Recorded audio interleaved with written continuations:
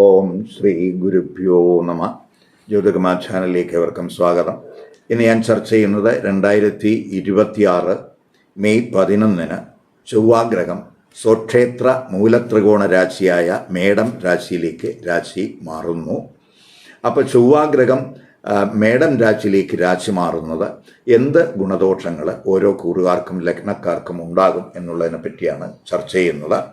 അപ്പോൾ 2026 മെയ് 11 ചൊവ്വ മേടം രാശിയിലേക്ക് രാശി മാറുന്നത്.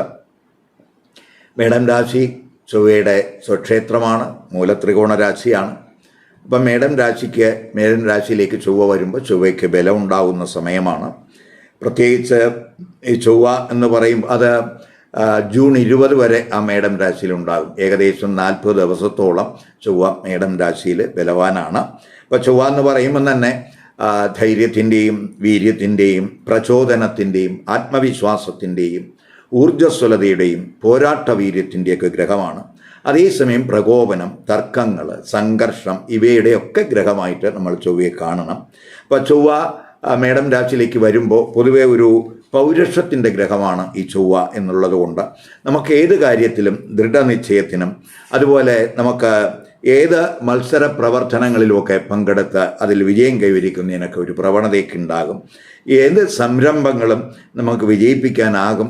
അതുപോലെ തന്നെ നമ്മുടെ വ്യക്തി ജീവിതവും പ്രൊഫഷണൽ ജീവിതവും സന്തുലിതമാക്കി മുന്നേറാൻ കഴിയും എന്നുള്ളൊരു ആത്മവിശ്വാസം ആ ചൊവ്വയുടെ രാശിയിൽ, മൂലത്രികോണ രാശിയിൽ വരിക വഴി ഉണ്ടാകും.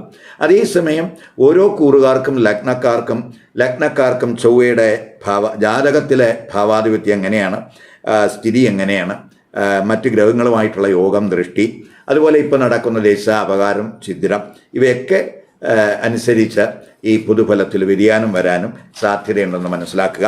ഈ വീഡിയോയിൽ ചിങ്ങം, കന്നി, തുലാം, വൃശ്ചിക കൂറുകാർക്കും ലഗ്നക്കാർക്കും ചൊവ്വ മേടം രാശിയിലേക്ക് മാറുന്നത് എന്ത് ഇമ്പാക്റ്റ് ഉണ്ടാക്കും എന്നുള്ളതാണ് ചർച്ച ചെയ്യുന്നത്.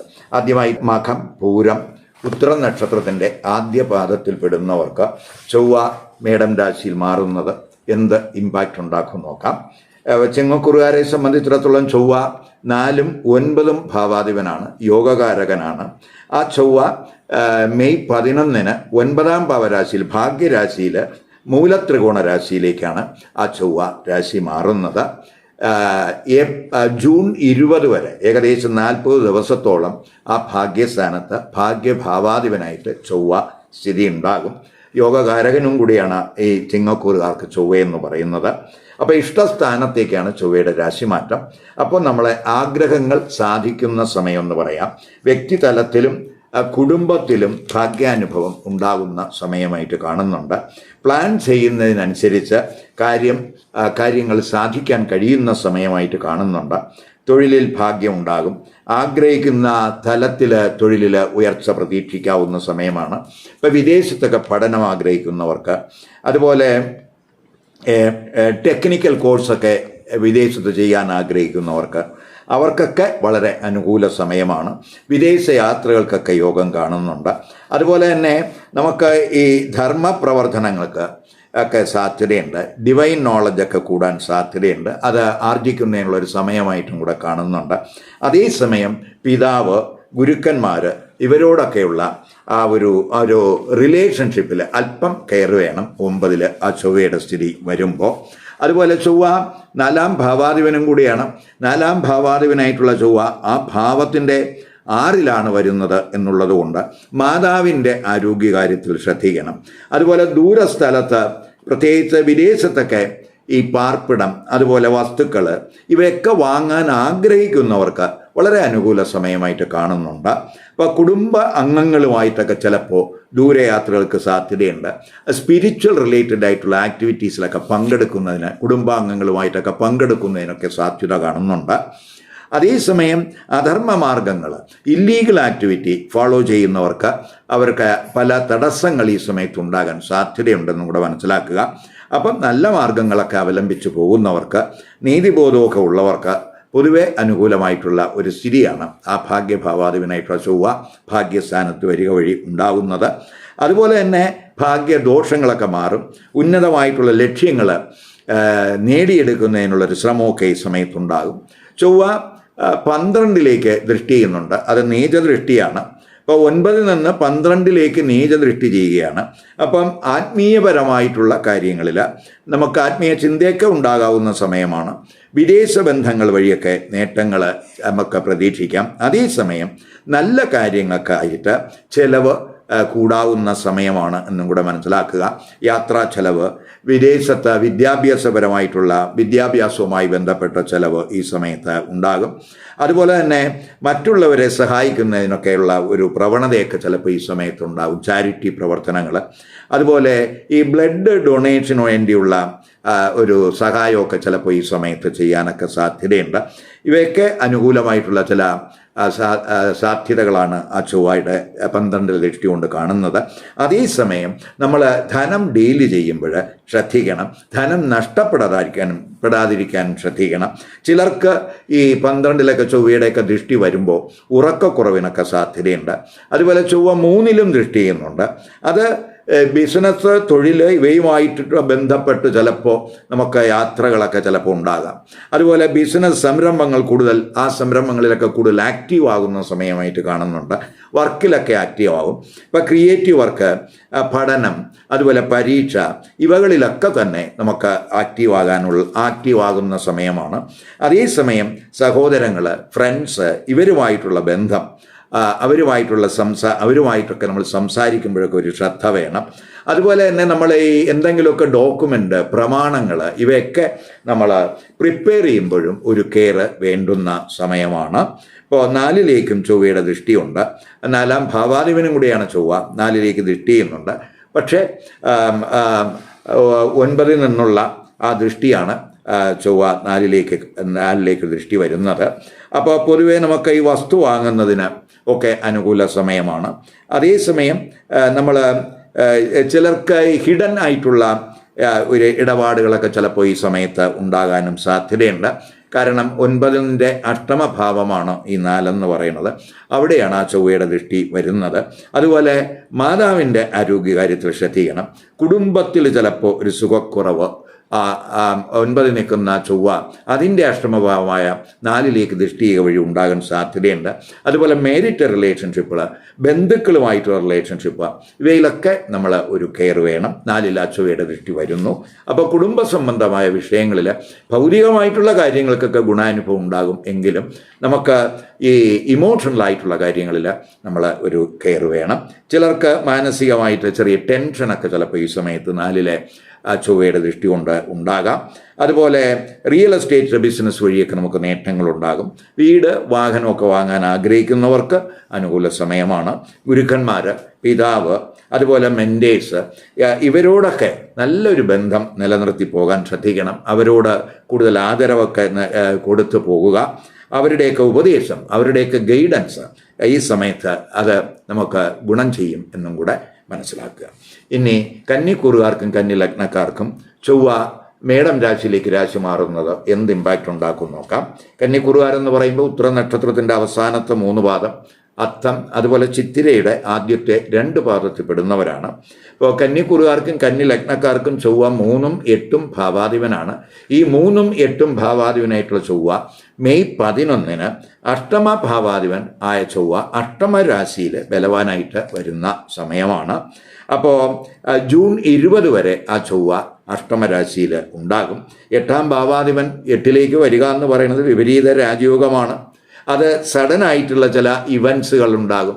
അപ്പം അത് ചില പരിവർത്തനത്തിനൊക്കെ ചിലപ്പോൾ ഈ കൂറുകാർക്ക് ആ പരിവർത്തനം ഉണ്ടാകുന്നതിനൊക്കെ സാധ്യതയുണ്ട്.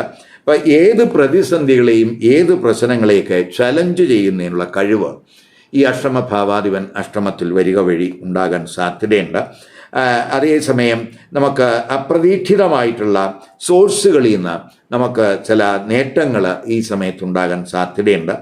അത് നമ്മൾ കെയർഫുള്ളായിട്ടൊക്കെ കൈകാര്യം ചെയ്ത് പോകുന്നവർക്ക് പൊതുവേ നമുക്ക് നമ്മുടെ ആഗ്രഹങ്ങളൊക്കെ നിവർത്തിക്കാൻ കഴിയും എന്നും കൂടെ മനസ്സിലാക്കുക. ജീവിത പങ്കാളിയുടെ കുടുംബവുമായിട്ടുള്ള പ്രശ്നങ്ങൾ പരിഹരിക്കുന്നതിനും സാധ്യത ഉണ്ട്. അതുപോലെ ഇൻഹെറിറ്റൻസ് റിലേറ്റഡ് ആയിട്ടുള്ള ഇഷ്യൂസ് ഉള്ളവർക്ക് ആ ഇഷ്യൂസ് പരിഹരിക്കുന്നതിനും അഷ്ടമ ഭാവാധിപൻ അഷ്ടമത്തിൽ വരുന്നത് വഴിതെളിക്കും. അതുപോലെ ചൊവ്വ 3ാം ഭാവാധിപനും കൂടെയാണ്. ആ 3ാം ഭാവാധിപൻ അഷ്ടമത്തിൽ വരിക എന്ന് പറയുമ്പോൾ പ്രത്യേകിച്ച് 3 കമ്മ്യൂണിക്കേഷൻ സ്ഥാനമാണ്. അത് അഷ്ടമത്തിൽ വരിക എന്ന് പറയുമ്പോൾ നമ്മൾ കമ്മ്യൂണിക്കേഷൻ റിലേറ്റഡ് ആയിട്ടുള്ള കാര്യങ്ങളിൽ വളരെ ശ്രദ്ധിക്കണം. നമ്മൾ വാഗ്വാദങ്ങൾ ഉണ്ടാകാതിരിക്കാൻ ശ്രദ്ധിക്കണം. പ്രത്യേകിച്ച് നമ്മൾ നമ്മുടെ ജീവിത പങ്കാളിയുടെ മാതാപിതാക്കളുമായിട്ട്, അതുപോലെ സഹോദരങ്ങളുമായിട്ട്, നൈബേഴ്സ്, ഇവരുമായിട്ടൊക്കെ കഴിവതും നമ്മൾ അഭിപ്രായ വ്യത്യാസങ്ങൾ ഉണ്ടാകാതിരിക്കാൻ ശ്രദ്ധിക്കണം. പ്രത്യേകിച്ച് മൂന്നാം ഭാവാധിപൻ അഷ്ടമത്തിലേക്ക് വരികയാണ്. അതുപോലെ റിസർച്ച് റിലേറ്റഡ് ആയിട്ടുള്ള ഫീൽഡ്, എൻക്വയറി റിലേറ്റഡ് ആയിട്ടുള്ള മേഖലയിൽ വർക്ക് ചെയ്യുന്നവർ, മെഡിസിൻ, പ്രത്യേകിച്ച് സർജറി മേഖലയിലൊക്കെ വർക്ക് ചെയ്യുന്നവർ, അതുപോലെ ഇൻഷുറൻസ് ഫീൽഡിൽ വർക്ക് ചെയ്യുന്നവർ, ശാസ്ത്രജ്ഞർ, ഭൂഗർഭ ഗവേഷകർ, ഇവർക്കൊക്കെ ഈ അഷ്ടമഭാവാധിപൻ അഷ്ടമത്തിൽ വരുന്നത് വളരെ ഗുണം ചെയ്യും. നിഗൂഢ ശാസ്ത്രങ്ങൾ അഭ്യസിക്കുന്നവർക്കും അനുകൂല സമയമാണ്. ദൂരയാത്രകളിലും ഡ്രൈവിങ്ങിലും ഒക്കെ അല്പം കെയർ വേണ്ടുന്ന സമയമാണ്. ചൊവ്വ 11 ദൃഷ്ടി ചെയ്യുന്നുണ്ട്. ആ 11 ചൊവ്വയുടെ ദൃഷ്ടി എന്ന് പറയുന്നത് നീച ദൃഷ്ടിയാണ് എന്നുള്ളത് കൊണ്ട് നമ്മൾ ഈ എന്തെങ്കിലുമൊക്കെ നമ്മുടെ ഈ സാമ്പത്തിക ധനാഗമമൊക്കെ നമുക്ക് കിട്ടാൻ, ധനാഗമനത്തിന് സാധ്യതയുണ്ടെങ്കിലും അതല്ല ഒരു വേഗത കുറവ് ചിലപ്പോൾ ഈ 11 കുജൻ്റെ ആ നീചദൃഷ്ടി കൊണ്ടുണ്ടായെന്ന് വരാം.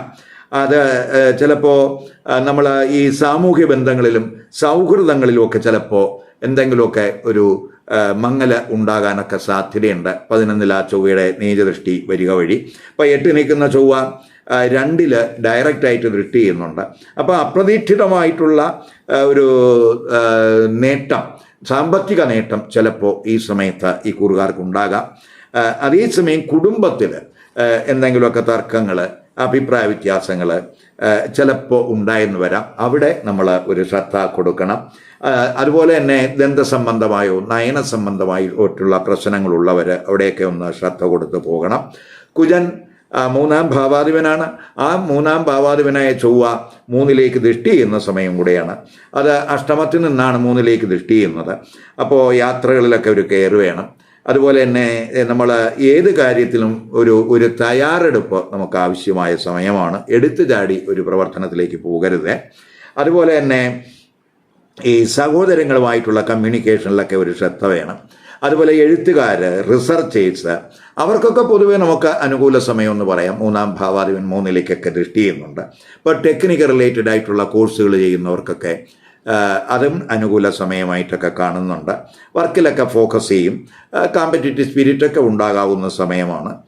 പരീക്ഷകളിലും ഇൻ്റർവ്യൂകളിലൊക്കെ തന്നെ നമുക്ക് അതിനുള്ള തയ്യാറെടുപ്പിനൊക്കെ അനുകൂല സമയമാണ്. അപ്പോൾ ആരോഗ്യത്തിലും ദാമ്പത്യ ബന്ധത്തിലുമൊക്കെ നമ്മൾ ഒരു ശ്രദ്ധ കൊടുത്തു പോകണം. അപകടം ഉണ്ടാകാവുന്ന വർക്കൊക്കെ ചെയ്യുന്നവർ ആ വർക്കിലൊക്കെ ഒരു കെയർ കൊടുക്കേണ്ടുന്ന സമയമാണ്. ഇനി തുലാക്കൂറുകാർക്കും തുലാ ലഗ്നക്കാർക്കും ചൊവ്വ മേടം രാശിയിലേക്ക് രാശി മാറുന്നത് എന്ത് ഇമ്പാക്റ്റ് ഉണ്ടാക്കും നോക്കാം.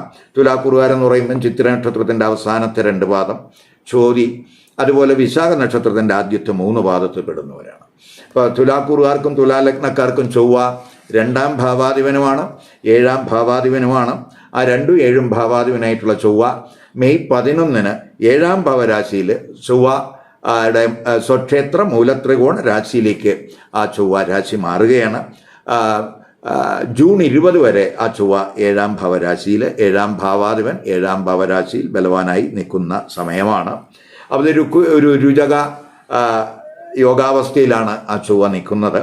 അപ്പോൾ പ്രത്യേകിച്ച് ബിസിനസ്സിലൊക്കെ വലിയ നേട്ടങ്ങൾ പ്രതീക്ഷിക്കാവുന്ന സമയമാണ്. വരുമാനം, ലാഭം ഇവയൊക്കെ ബിസിനസ് വഴി നമുക്ക് നേട്ടം ഉണ്ടാകുന്ന സമയമാണ്.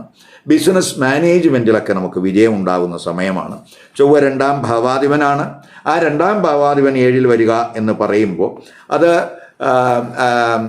പ്രത്യേകിച്ച് കുടുംബ ബിസിനസ് വഴിയൊക്കെ, കുടുംബ ബിസിനസ് ചെയ്യുന്നവർക്ക് വലിയ നേട്ടങ്ങൾ ഉണ്ടാകും. ജീവിത പങ്കാളി വഴിയൊക്കെ സാമ്പത്തിക നേട്ടം ഉണ്ടാകുന്നതിന് സാധ്യതയുണ്ട്. നമുക്ക് പ്രത്യേകിച്ച് നമ്മൾ പ്രതീക്ഷിക്കുന്ന രീതിയിലുള്ള ഒരു സാമ്പത്തിക നേട്ടമൊക്കെ നമുക്ക് ഉണ്ടാകും. അത് ബിസിനസ് തലത്തിലൂടെ നമുക്ക് അതിനുള്ള സാധ്യത കാണുന്നുണ്ട്. അതുമായിട്ട് ബന്ധപ്പെട്ട് അതേസമയം ഈ ബിസിനസ്സിലൊക്കെ പാർട്ട്ണർഷിപ്പ് ബിസിനസ്സിലൊക്കെ 7-ലാണ് ചൊവ്വ നിൽക്കുന്നു എന്നുള്ളത് കൊണ്ട് പങ്കാളിത്ത ബിസിനസ്സിലൊക്കെ അഭിപ്രായ വ്യത്യാസങ്ങൾ ഉണ്ടാകാതിരിക്കാൻ ശ്രദ്ധിക്കണം. അതേസമയം നമ്മൾ ഈ ഡീലിങ്സിലൊക്കെ ഒരു ധനപരമായിട്ടുള്ള ഡീലിങ്സിലൊക്കെ ഒരു കെയർ കൊടുത്ത് പോകണം. ഇപ്പോൾ 7-ാം ഭാവാധിപൻ 7-ലൊക്കെ വരിക എന്ന് പറയുമ്പോൾ വിവാഹ ആലോചനകളൊക്കെ ഈ സമയത്ത് ഉണ്ടാകും. പക്ഷേ ഏഴിലെ ചൊവ്വ എന്ന് പറയുമ്പോൾ വിവാഹ സംബന്ധമായിട്ടുള്ള തീരുമാനം എടുക്കുമ്പോഴും ഒരു ശ്രദ്ധ വേണം. അതുപോലെ തന്നെ നമ്മൾ എതിർ ലിംഗക്കാരുമായിട്ടുള്ള റിലേഷൻഷിപ്പിലും വളരെ ശ്രദ്ധ വേണ്ടുന്ന സമയമാണ്. ദാമ്പത്യ ബന്ധത്തിലും ശ്രദ്ധിക്കണം. അനാവശ്യമായിട്ടുള്ള വാഗ്വാദങ്ങൾ, തർക്കങ്ങൾ ജീവിത പങ്കാളിയുമായിട്ടൊക്കെ ഈ സമയത്ത് ഉണ്ടാകാതിരിക്കാൻ ശ്രദ്ധിക്കുക. അത് കഴിവതും ഒഴിവാക്കി പോകുന്നത് ദാമ്പത്യപരമായിട്ട് ഗുണാനുഭവം ഉണ്ടാക്കുമെന്ന് പറയാം. ചൊവ്വ കർമ്മസ്ഥാനത്ത് ദൃഷ്ടി ചെയ്യുന്നുണ്ട്. അത് കർമ്മസ്ഥാനം എന്ന് പറയുമ്പോൾ അത് ചൊവ്വയുടെ നീചരാശിയാണ്. അപ്പോൾ ആ നീചരാശിയിലാണ് കർമ്മസ്ഥാനത്ത് ചൊവ്വ ദൃഷ്ടി ചെയ്യുന്നത്. അപ്പോൾ തൊഴിലിൽ നമുക്ക് ചിലപ്പോൾ ഒരു സുഖക്കുറവ് ഈ സമയത്ത് ഉണ്ടായെന്ന് വരാം. അപ്പോൾ തൊഴിലിൽ പൊതുവെ നമുക്കൊരു ഒരു കോമ്പറ്റിറ്റീവ് സ്പിരിറ്റൊക്കെ ചിലപ്പോൾ കുറയാൻ സാധ്യതയുണ്ട്. അല്പം ആലസ്യം തൊഴിൽ മേഖലയിൽ ചിലപ്പോൾ ഉണ്ടാകാം. പ്രത്യേകിച്ച് കർമ്മസ്ഥാനത്ത് ചൊവ്വയുടെ ദൃഷ്ടി നല്ലതാണെങ്കിലും നീചദൃഷ്ടി ആയതുകൊണ്ട് ആ തൊഴിൽപരമായിട്ട് നമ്മൾ അല്പം ആലസ്യം ഉണ്ടാകാൻ സാധ്യതയുണ്ട്. അവിടെ ഒരു കെയർ കൊടുക്കണം. തൊഴിൽ അവസരങ്ങളൊക്കെ ഉണ്ടാകും. തൊഴിലിടത്ത് പേര്, പെരുമ ഇവയ്ക്കൊക്കെ കോട്ടം വരുത്തുന്ന എന്തെങ്കിലും പ്രവർത്തനങ്ങൾ ചിലപ്പോൾ ഈ സമയത്ത് നമ്മുടെ ഭാഗത്തുനിന്ന് ഉണ്ടാകാം. അപ്പോൾ കഴിവതും അത്തരം പ്രവർത്തനങ്ങളിൽ നിന്നൊക്കെ വിട്ടുനിൽക്കണം. അതുപോലെ ജീവിത പങ്കാളിയുടെയൊക്കെ ഇടപെടലൊക്കെ ചിലപ്പോൾ തൊഴിലിടത്തുണ്ടാകാനൊക്കെ സാധ്യതയുള്ള സമയം കൂടെയാണ്. അതുപോലെ തന്നെ തൊഴിലിടത്ത് നമ്മൾ അഭിപ്രായ വ്യത്യാസങ്ങൾ, തർക്കങ്ങളൊക്കെ ഉണ്ടാകാതിരിക്കാൻ ശ്രദ്ധിക്കണം. ചൊവ്വ ജന്മരാശിയിലും നേരിട്ട് ദൃഷ്ടി ചെയ്യുന്നുണ്ട്. അപ്പോൾ പ്രകോപനപരമായിട്ട് കഴിവതും റിയാക്ട് ചെയ്യാതിരിക്കാൻ ശ്രദ്ധിക്കണം. മുൻകോപമൊക്കെ ഒഴിവാക്കി പോകണം. സംസാരത്തിൽ കെയർ വേണം. അതുപോലെ ചൊവ്വയുടെ ദൃഷ്ടി നമുക്ക് ജന്മരാശിയിലൊക്കെ വരുമ്പോൾ അല്പം ഉന്മേഷം, ഊർജ്ജസ്വലതയൊക്കെ നമുക്ക് വരാം. എങ്കിലും നമ്മൾ ഈ അഭിപ്രായ വ്യത്യാസങ്ങൾ, തർക്കങ്ങൾ, പ്രകോപനപരമായിട്ടുള്ള റിയാക്ഷൻ ഇവയൊക്കെ ചിലപ്പോൾ ഈ സമയത്ത് ഉണ്ടാകാം. അത് നമ്മൾ അപ്പോൾ കഴിവതും നമ്മുടെ എനർജി നല്ല കാര്യങ്ങൾക്ക് വേണ്ടി വിനിയോഗിക്കാൻ ഈ സമയത്ത് ചെയ്യുക. അങ്ങനെയൊക്കെ ചെയ്യുന്നത് പൊതുവെ നമുക്ക് ആത്മവിശ്വാസം കൂട്ടും. വർക്കിലൊക്കെ നമുക്ക് ഗുണാനുഭവം ഉണ്ടാക്കുന്നതിന് അത് വഴിതെളിക്കുമെന്ന് പറയാം. ചൊവ്വ 2 ദൃഷ്ടി ചെയ്യുന്നു. 2ാം ഭാവാധിപനാണ്. അപ്പോൾ ആ ചൊവ്വ 2 ദൃഷ്ടി ചെയ്യുന്നു. 2ാം ഭാവാധിപനായതുകൊണ്ട് നമുക്ക് സാമ്പത്തികമായിട്ടുള്ള ഗുണാനുഭവങ്ങൾ ഉണ്ടാകും. സമ്പാദ്യം വർദ്ധിക്കാനുള്ള ചില മനോഭാവമൊക്കെ ഈ സമയത്ത് ഉണ്ടാകും. അതുപോലെ ഈ കുടുംബം വഴിയോ കുടുംബ ബിസിനസ് വഴിയോ അല്ലെങ്കിൽ മറ്റെന്തെങ്കിലും അപ്രതീക്ഷിതമായിട്ടുള്ള സോഴ്സുകളിൽ നിന്നൊക്കെ നമുക്ക് ധനനേട്ടം ഉണ്ടാകുന്നതിന് സാധ്യതയുണ്ട്. സാമ്പത്തിക സുസ്ഥിരതയൊക്കെ സാധ്യമാകുന്ന സമയം കൂടെയാണ്. ബാങ്ക് ബാലൻസൊക്കെ കൂടാനും സാധ്യതയുണ്ട്. അതുപോലെ ഈ 2 ചൊവ്വയുടെയൊക്കെ 2ാം ഭാവാധിപനായിട്ടുള്ള ചൊവ്വ 2 ദൃഷ്ടി വരുമ്പോൾ സ്വാഭാവികമായിട്ട് കുടുംബാംഗങ്ങളൊക്കെ ചിലപ്പോൾ ഒന്നിച്ചു കൂടുന്നതിനും അവരുമായിട്ടൊക്കെ സമയം ചെലവാക്കുന്നതിനൊക്കെ സാധ്യത കാണുന്നുണ്ട്. എങ്കിലും കുടുംബാംഗങ്ങളുമായിട്ടുള്ള കമ്മ്യൂണിക്കേഷനിൽ നമ്മൾ ശ്രദ്ധ കൊടുത്ത് പോകണം. ഇനി വൃശ്ചികക്കൂറുകാർക്കും വൃശ്ചിക ലഗ്നക്കാർക്കും ചൊവ്വ മേടം രാശിയിലേക്ക് രാശി മാറുന്നത് എന്ത് ഇമ്പാക്റ്റ് ഉണ്ടാക്കും നോക്കാം. വൃശ്ചികക്കൂറുകാരെന്ന് പറയുമ്പോൾ വിശാഖം നക്ഷത്രത്തിൻ്റെ അവസാന പാദം, അതുപോലെ അനിഴം, തൃക്കേട്ട നക്ഷത്രക്കാരെയാണ്. അപ്പോൾ വൃശ്ചികക്കൂറുകാർക്കും വൃശ്ചിക ലഗ്നക്കാർക്കും 1ഉം 6ഉം ഭാവാധിപനായിട്ടുള്ള ചൊവ്വ മെയ് 11 6ാം ഭാവരാശിയിലേക്കാണ് രാശി മാറുന്നത്. ജൂൺ 20 വരെ ആ 6ാം ഭാവാധിപനായിട്ടുള്ള ചൊവ്വ 6ൽ തന്നെ ഉണ്ടാകും. അപ്പോൾ 6 എന്ന് പറയുന്നത് ഉപജയസ്ഥാനവും കൂടിയാണ്. ചൊവ്വയുടെ സ്വക്ഷേത്ര മൂലത്രികോണ രാശിയാണ് ഈ 6ാം ഭാവരാശി എന്ന് പറയുന്നത്. അപ്പോൾ 6ാം ഭാവാധിപൻ 6ലേക്കൊക്കെ വരിക എന്ന് പറയുന്നത് വിപരീത രാജയോഗവും കൂടിയാണ്. അപ്പോൾ നമുക്ക് പ്രത്യേകിച്ച് ഈ 6ാം ഭാവസംബന്ധമായ കാര്യങ്ങൾക്ക് ചില ഗുണാനുഭവങ്ങളുണ്ടാകും. പ്രത്യേകിച്ച് നമ്മൾ ഈ പരീക്ഷകളിലൊക്കെ പങ്കെടുക്കുന്നവർക്കൊക്കെ വളരെ അനുകൂല സമയമാണ്. മെഡിക്കൽ, അതുപോലെ എൻജിനീയറിംഗ് എക്സാമിനേഷനിലൊക്കെ പങ്കെടുക്കുന്നവർക്ക്, ടെസ്റ്റിലെ ഇൻ്റർവ്യൂകളിലൊക്കെ പങ്കെടുക്കുന്നവർക്കൊക്കെ അനുകൂല സമയമാണ്. ബന്ധുക്കൾ വഴിയൊക്കെ എന്തെങ്കിലുമൊക്കെ നേട്ടങ്ങൾ ഉണ്ടാകും. കേസുകളിൽ നമുക്ക് അനുകൂലമായിട്ടുള്ള വിജയത്തിന് സാധ്യതയുണ്ട്. കടബാധ്യതകൾ കുറയ്ക്കാനുള്ള ഒരു ശ്രമം ഉണ്ടാകും. ശത്രുക്കളുടെയൊക്കെ ശല്യം കുറയും. വർക്ക് പ്ലേസിലും നമുക്ക് 6ാം ഭാവാധിപൻ 6ലൊക്കെ വരുമ്പോൾ പൊതുവേ നമുക്ക് വർക്ക് പ്ലേസിലൊക്കെ ശത്രുക്കളുടെ ശല്യം കുറയും. അതുപോലെ ശത്രുക്കളുടെ മേൽ വിജയം കൈവരിക്കാൻ കഴിയുന്ന സമയമാണെന്നും കൂടെ മനസ്സിലാകുക. തൊഴിലിടത്തൊക്കെ നമുക്ക് നേതൃതലത്തിലൊക്കെ എത്തുന്നതിന് സാധ്യതയുണ്ട്. തൊഴിലുമായിട്ട് ബന്ധപ്പെട്ടുള്ള വ്യവഹാരങ്ങൾ എന്തെങ്കിലും ഉണ്ടെങ്കിൽ ആ വ്യവഹാരങ്ങൾ നമുക്ക് വിജയം പ്രതീക്ഷിക്കാം. വായ്പകൾക്ക് എന്തെങ്കിലും തടസ്സം വന്നിട്ടുണ്ടെങ്കിൽ ആ തടസ്സങ്ങൾ മാറി അത് കിട്ടുന്നതിന് സാധ്യതയുണ്ട്. അതേസമയം 6ലൊക്കെ ചൊവ്വയുടെ ദൃഷ്ടി വരുമ്പോൾ അച്ചടക്കം അനിവാര്യമായിട്ടുള്ള സമയമാണെന്നും കൂടെ മനസ്സിലാക്കണം.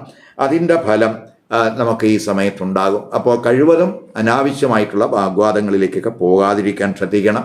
അത് തൊഴിലിടത്തായാലും മറ്റ് ബന്ധുക്കളോടായാലും നമ്മൾ അഭിപ്രായ വ്യത്യാസങ്ങൾ ഉണ്ടാകാതിരിക്കാൻ ശ്രദ്ധിക്കുക. അതുപോലെ പൊതുവേ നമുക്ക് ശാരീരിക ക്ഷമതയൊക്കെ വീണ്ടെടുക്കുന്നതിന് അനുകൂല സമയമാണ്. രോഗങ്ങളൊക്കെ ഉള്ളവർക്ക് ആ രോഗങ്ങളിൽ നിന്നൊക്കെ നമുക്ക് മുക്തി ഉണ്ടാകുന്നതിനും ആശ്വാസം ഉണ്ടാകുന്നതിനും സാധ്യതയുണ്ട്. അതുപോലെ ചൊവ്വ 9 ദൃഷ്ടി ചെയ്യുന്നുണ്ട്. ആ 9 ചൊവ്വയുടെ ദൃഷ്ടി എന്ന് പറയുന്നത് നീചദൃഷ്ടിയാണ്.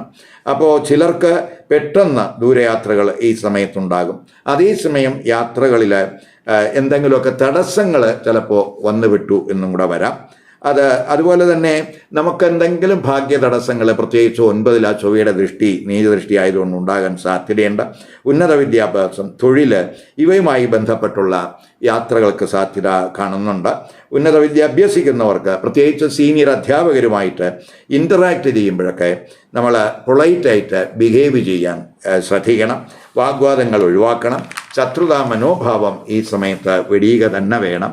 അതുപോലെ പിതാവിൻ്റെ ആരോഗ്യകാര്യത്തിലൊക്കെ ഒന്ന് ശ്രദ്ധിക്കണം. ധർമ്മചിന്ത, അതുപോലെ ധാർമ്മിക പ്രവർത്തനങ്ങൾ ഇവയിലൊക്കെ ഫോക്കസ് ചെയ്ത് പോകുന്നവർക്ക് ഗുണാനുഭവം ഉണ്ടാകും എന്ന് തന്നെ പറയാം. അതുപോലെ കടബാധ്യത കുറയ്ക്കുന്നതിനുള്ള മാർഗങ്ങൾ ഈ സമയത്ത് കണ്ടെത്തും. ചൊവ്വ 12 ആ ചൊവ്വയുടെ ദൃഷ്ടിയുണ്ട്. അപ്പോൾ തൊഴിലുമായിട്ട് ബന്ധപ്പെട്ടൊക്കെ ചിലപ്പോൾ നമുക്ക് വിദേശയാത്രകൾ പ്ലാൻ ചെയ്യാൻ സാധ്യതയുണ്ട്. അതായത് നമുക്ക് ഈ മറ്റുള്ളവർക്ക് ദോഷം വരുന്ന പ്രവർത്തനങ്ങളിലൊക്കെ കഴിവതും നമ്മൾ ഏർപ്പെടുമ്പോൾ ഒരു ദോഷം ഉണ്ടാക്കുന്ന പ്രവർത്തനങ്ങളിൽ ഏർപ്പെടുമ്പോൾ ഒക്കെ ഒരു ജാഗ്രത നമുക്ക് വേണം. കഴിവതും സംഘർഷങ്ങളിലേക്ക് പോകാതിരിക്കാൻ ശ്രദ്ധിക്കണം. അപ്പോൾ മാത്രമല്ല ആരോഗ്യ പ്രശ്നങ്ങൾ അതുമായിട്ട് ബന്ധപ്പെട്ടൊക്കെ ഈ സമയത്ത് ചെലവ് കൂടാനും കൂടെ സാധ്യതയുള്ള സമയമാണ്. അതുപോലെ കഴിവതും നമുക്ക് അല്പം ഡിസിപ്ലിൻ ഈ സമയത്ത് വേണം. അതുപോലെ യോഗ, എക്സസൈസ്, ധ്യാനം ഇവയൊക്കെ ഈ സമയത്ത് ശീലിക്കുന്നത് ആരോഗ്യപരമായിട്ടുള്ള നേട്ടങ്ങൾക്ക് അത് വഴിതെളിക്കും. അതുപോലെ തന്നെ നമുക്ക് ചൊവ്വ ജന്മരാശിയിലും ദൃഷ്ടി ചെയ്യുന്നുണ്ട്. ജന്മരാശ്യാധിപനാണ് ചൊവ്വ. അപ്പോൾ ചൊവ്വ എന്ന് പറയുമ്പോൾ പൊതുവെ ഒരു തർക്കത്തിൻ്റെയൊക്കെ ഗ്രഹമാണ്.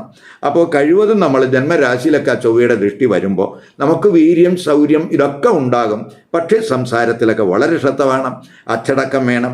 കൂടുതൽ വിനയം ഈ സമയത്ത് നമ്മൾ പ്രദർശിപ്പിക്കേണ്ടുന്ന സമയമാണെന്നും കൂടെ മനസ്സിലാക്കുക.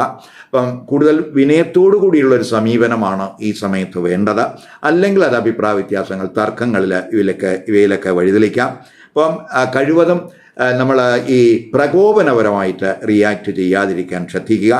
ലക്ഷ്യങ്ങളൊക്കെ കൈവരിക്കാനൊക്കെ കഴിയുന്ന സമയമാണ്. നമ്മൾ ഊർജ്ജസ്വലമായി പ്രവർത്തിക്കും. അതിനൊന്നും കുഴപ്പമില്ല ചൊവ്വയുടെ ജന്മരാശിയിലെ ദൃഷ്ടി. അപ്പോൾ ഏത് കാര്യത്തിലും സഡനായിട്ടുള്ള ഡിസിഷൻ കഴിവതും ഒഴിവാക്കുക. അതുപോലെ നമുക്ക് എന്തെങ്കിലും ആരോഗ്യ പ്രശ്നങ്ങളുള്ളവർക്ക് ടൈംലി ആയിട്ടുള്ള ട്രീറ്റ്മെൻറ്റിലൂടെ അവയ്ക്കൊക്കെ ഒരു പരിഹാരം ഉണ്ടാകും. അവയിൽ ആശ്വാസം ഉണ്ടാകും. പൊതുവെ നമുക്ക് ഈ അധ്വാനത്തിൻ്റെയൊക്കെ ഗുണാനുഭവം ഉണ്ടാകുന്ന സമയമാണ്.